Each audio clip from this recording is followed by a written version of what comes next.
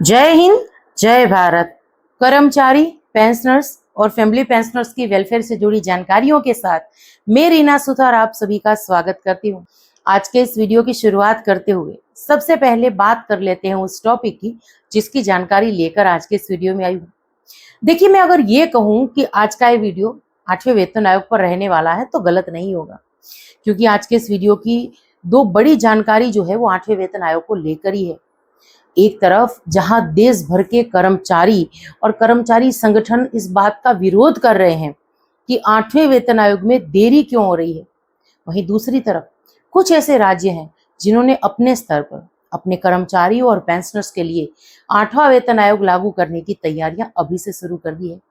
अब ये राज्य कौन से हैं और ये विरोध क्यों हो रहा है, चलिए डिटेल में इसके बारे में बात करते हैं। तो आज के इस वीडियो में देखिए, मैं आपको विस्तार से ये बात समझाऊंगी और जो भी जानकारी आज के इस वीडियो के माध्यम से शेयर करेंगे वो सेंट्रल गवर्नमेंट के 50 लाख कर्मचारी और 65 लाख जो पेंशनर्स हैं उनको जो है सीधे सीधे असर करेगी। इसके साथ आज के इस वीडियो में हम कुछ इन पॉइंट्स को कवर करेंगे, जैसे 8वें वेतन आयोग में देरी पर देश भर में विरोध क्यों हो रहा है, 18 महीने में रिपोर्ट को लेकर कर्मचारी संगठन नाराज क्यों है, कर्मचारियों की मुख्य मांगे क्या हैं, सरकार की वर्तमान स्थिति और आगे की प्रक्रिया क्या होगी, 50 लाख कर्मचारियों और 65 लाख से अधिक पेंशनर्स पर इसका क्या असर पड़ सकता है, क्या वेतन, पेंशन और एरियस में देरी हो सकती है, यानी 8वां वेतन आयोग आने में थोड़ा सा लेट हो सकता है, और आखिर कर्मचारियों की ये मांग कितनी जायज है। अगर आज का ये वीडियो आपने पूरा अंत तक देख लिया तो 8वें वेतन आयोग से जुड़ी हर अपडेट आपको पता चल जाएगी और वो भी सही सही। तो चलिए सबसे पहले हम बात करते हैं 8वें वेतन आयोग में देरी पर देश भर में जो विरोध हो रहा है उसके बारे में। अब ये विरोध क्यों हो रहा है, क्योंकि 18 महीने बाद रिपोर्ट देने का यहाँ पर ये लोग विरोध कर रहे हैं। अब ये जो विरोध कर रहे हैं, कर्मचारियों ने सरकार से पूछा कि आखिर कब मिलेगा नया वेतन आयोग, यानी 8वां वेतन आयोग में और कितना समय लग सकता है। ये सीधा सवाल है कर्मचारियों का सरकार से। अब ये पूरा मामला क्या है इसको समझते चलिए। 8वें वेतन आयोग के गठन में लगातार देरी हो रही है। पहले तो जो अमूमन 7वें वेतन आयोग तक देखा जाता था कि चुनाव से पहले पहले केंद्र सरकार अगले वेतन आयोग की घोषणा कर देती थी। 8वें वेतन आयोग में ऐसा नहीं हुआ। 8वें वेतन आयोग की घोषणा ही लेट हुई थी, फिर गठन में देरी हुई थी। तो इसी बात को लेकर जो है कर्मचारी, पेंशनर्स और एसोसिएशन चिंतित हैं। कर्मचारी संगठनों का इस पर कहना है कि अगर आयोग बनने के बाद भी रिपोर्ट आने में 18 महीने लगेंगे तो कर्मचारियों को वेतन वृद्धि के लिए और लंबा इंतजार करना पड़ेगा। जैसे कि हम कहते हैं कि 8वां वेतन आयोग अपने आप में ऐतिहासिक रह सकता है। बहुत बड़े बड़े बदलाव इस 8वें वेतन आयोग में देखने के लिए मिलेंगे। तो वहीं पर क्या 8वां वेतन आयोग अपने लागू करने की समय सीमा को लेकर भी कोई रिकॉर्ड बना सकता है? अब ये तो आने वाले दिनों में पता चलेगा। लेकिन कर्मचारियों की मुख्य मांगे क्या है? 8वें वेतन आयोग का तुरंत गठन जो हो गया है, आयोग की कार्यवाही तुरंत शुरू हो, ये भी चलिए हो चुकी है।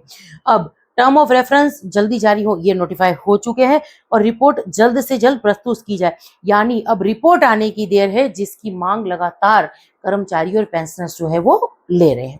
अब क्यों हो रहा है विरोध? कर्मचारी नेताओं का कहना है कि 18 महीने रिपोर्ट तैयार करने में लगेंगे, फिर क्या होगा, सरकार को रिपोर्ट स्वीकार करने में समय लगेगा, फिर नए वेतन लागू होने में भी कई महीने लग सकते हैं।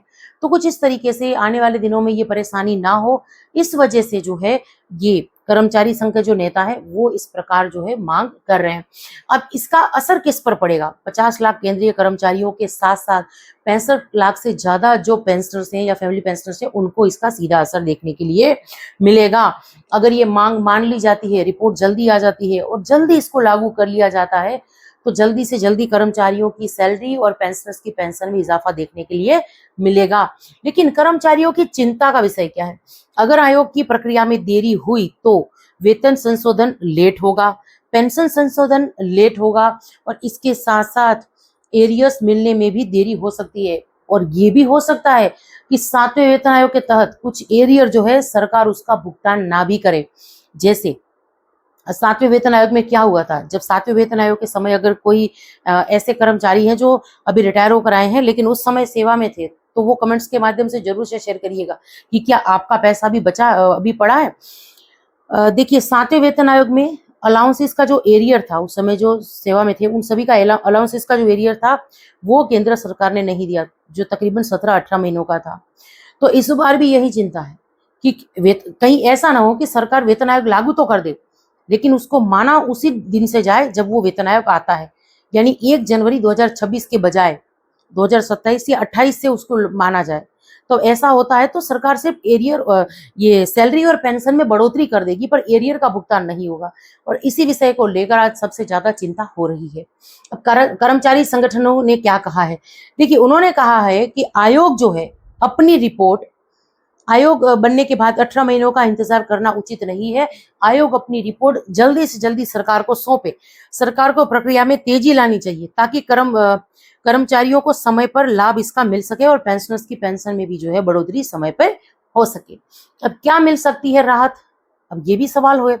अगर सरकार जल्दी कार्रवाई करती है तो रिपोर्ट जल्दी आ सकती है, वेतन संशोधन जल्दी लागू हो सकता है, पेंशन संशोधन में भी तेजी आ सकती है, लेकिन ये सिर्फ संभावना है। अब सरकार 2028-29 के चुनावों को ध्यान में रखते हुए वेतन आयोग लाएगी या 2027 में वेतन आयोग ला के एरियर पर जो दबाव, एरियर के भुगतान को लेकर जो सरकार पर दबाव पड़ने वाला है उसको कम करना चाहेगी, ये तो आने वाले दिनों में पता चलेगा। लेकिन अब आगे क्या होगा, देखिए सबकी नजरें इस पर रहेगी। आयोग के आधिकारिक गठन जो कि हो चुका है, टर्म ऑफ रेफरेंस इस पर भी, क्योंकि टर्म ऑफ रेफरेंस में भी जो पेंशन वगैरह के मुद्दों को शामिल नहीं किया गया था, ये भी एक चिंता का विषय था। आयोग के अध्यक्ष और सदस्यों की नियुक्ति जो हो चुकी है, जस्टिस रंजना प्रकाश देसाई, सबको इन पर बहुत भरोसा है। अब पहली आधिकारिक बैठक पर जैसे कि जो राज्यों के साथ बैठक वगैरह चल रही है और उनके हितधारकों के साथ, राज्यों के कर्मचारी संगठन, पेंशनर्स के एसोसिएशन के साथ जो बातचीत चल रही है, अब कहीं पर क्या हो रहा है कि कुछ मीटिंग्स ऐसी हो रही हैं जहां पर जो मांगे हैं संगठन की वो तो सेम है, लेकिन कुछ संगठन ऐसे हैं जिन्होंने कुछ नई मांगे रखी है, और कुछ दिनों से एचआरए में बढ़ोतरी की मांग भी जो है नई, वो सबके साथ शेयर हुई है। अब देखिए सरकार की ओर से क्या स्थिति है। सरकार पहले ही 8वें वेतन आयोग के गठन की घोषणा कर चुकी है, यानी गठन वगैरह तो हो चुका है, लेकिन अब कर्मचारी संगठन चाहते हैं कि ये गठन जो है बिना देरी किए अपनी रिपोर्ट पेश कर दे, पर क्योंकि ये करोड़ों व्यक्तियों का भविष्य तय करेगा तो मुझे नहीं लगता कि ये रिपोर्ट इतनी आसानी से तय होगी। आने वाले दिनों में एक वीडियो इसको लेकर भी मैं आऊंगी कि वेतन आयोग की कमेटी जो है वो किन किन मुद्दों को लेकर सिफारिशें बनाती है। छोटी से छोटी, बारीक से बारीक चीजें यहाँ पर ध्यान रखनी होती है। तो अब देखिए सबसे बड़ा सवाल क्या है, क्या सरकार जल्द 8वें वेतन आयोग की प्रक्रिया तेज करेगी, क्या कर्मचारियों को समय पर मिलेगा नया वेतन और पेंशन, ये आने वाला समय बताएगा। लेकिन अब हम वीडियो में आगे बढ़ते हुए बात करते हैं उन राज्यों की जिन्होंने अपने स्तर पर 8वें वेतन आयोग को लागू करने का कामकाज जो है शुरू कर दिया है। आने वाले दिनों में, यानी केंद्र सरकार जब 8वां वेतन आयोग अपने कर्मचारियों और पेंशनर्स के लिए लागू करेगी तो उसी के स्तर पर कुछ बड़े राज्य ऐसे हैं जो अपने कर्मचारी पेंशनर्स के लिए जो है 8वां वेतन आयोग लागू करेंगे। हो सकता है कि उसमें गुजरात राज्य भी शामिल हो।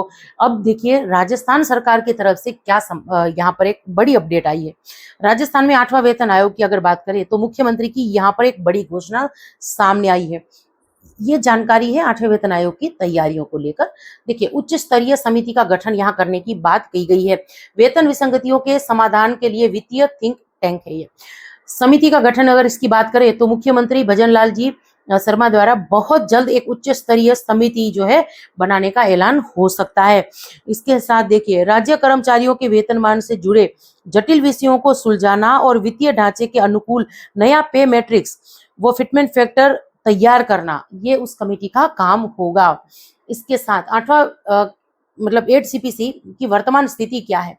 केंद्र सरकार के स्तर पर आयोग का ढांचा जुलाई 2026 तक की अब तक की जो अपडेट है वो आप देख पा रहे हैं। 31 जुलाई 2026 की अगर बात करें तो डेटा कलेक्शन पोर्टल जो है कर्मचारियों का सटीक डेटा जुटाने के लिए जो है ऑनलाइन पोर्टल की शुरुआत, डेटा जमा करने की अंतिम समय सीमा बढ़ाकर 31 जुलाई 2026 की गई है।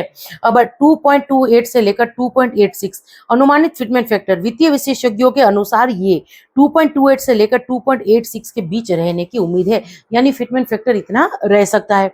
अब 41,000 के आसपास, यानी न्यूनतम मूल वेतन जो है हालांकि ये तो कैबिनेट की मंजूरी के बाद तय होगा, पर अभी अंदाजा लगाया जा रहा है कि न्यूनतम मूल वेतन जो है यानी मिनिमम बेसिक सैलरी 41,000 से पार पहुंच जाएगी, जिससे कर्मचारियों को महंगाई से काफी राहत मिलने वाली है।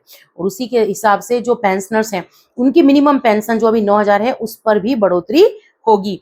अब ये लागू कब होगा? और बम्पर एरियर की अगर बात करें तो एरियर का लाभ और महत्वपूर्ण समय सीमा देख लीजिए। 1 जनवरी 2026 प्रभावी स्थिति है। वास्तविक ये लागू कब से होगा? तो वर्ष 2027 के शुरुआती महीने में ये लागू हो सकता है। अब एरियर की अगर बात करें तो लमसम एरियर यानी लागू होने की तारीख तक के कई महीनों का पैसा कर्मचारियों और पेंशन भोगियों के खातों में एक साथ ट्रांसफर किया जाएगा। हो सकता है कि ये एरियर जो है इंस्टॉलमेंट पर भी मिले या एक साथ एरियर का भुगतान हो, या ये भी हो सकता है कि केंद्र सरकार लागू करने की तिथि जो है इसमें बड़ा बदलाव कर दे, तब ये एरियर जो है बहुत कम रुपयों का रह जाएगा। अब देखिए आर्थिक और संवैधानिक विश्लेषण एक समझते चलिए। गैर संवैधानिक निकाय की अगर बात करें तो ये आयोग बिना किसी विधायी अधिनियमन के केवल केंद्रीय मंत्रिमंडल के एक कार्यकारी प्रस्ताव द्वारा गठित एक गैर संवैधानिक और गैर वैधानिक निकाय है, जो वित्त मंत्रालय के व्यय विभाग के अंतर्गत कार्य करता है। उसी तरीके से पेंशन देनदारियां अनुच्छेद 309 का परंतु कुछ इस तरीके से इस रिपोर्ट में केंद्र सरकार की जो आर्थिक प्रभाव उन पर पड़ने वाला है उसके बारे में भी यहाँ पर बात की गई है। तो आज के इस वीडियो में हमने बात की 8वें वेतन आयोग की अपडेट की, और साथ ही में राज्य सरकार भी अपने अपने स्तर पर जो है वेतन आयोग लागू करने की तैयारियां कर रही है उसकी जानकारी। अब क्या आप राजस्थान सरकार के कर्मचारी या पेंशनर्स हैं और ये वीडियो को देख रहे हैं तो कमेंट्स के माध्यम से जरूर से शेयर करिएगा। और आज के इस वीडियो में हालांकि हमने 8वें वेतन आयोग को लेकर ही बात की है, कोई भी किसी भी कमेंट्स को आज के इस वीडियो में शामिल मैंने नहीं किया है, पर आज जो मेरा दूसरा वीडियो आएगा उसमें मैं बहुत सारे कमेंट्स के जवाब दूंगी। तो जो भी हमारे पेंशनर्स हैं, फैमिली पेंशनर्स हैं, उन्होंने अपने पेंशन संबंधी सवालों को कमेंट्स के माध्यम से शेयर किया है, तो अगला वीडियो जरूर से देखिएगा। और इसी के साथ आज के इस वीडियो से विदा लेती हूँ। जय हिंद।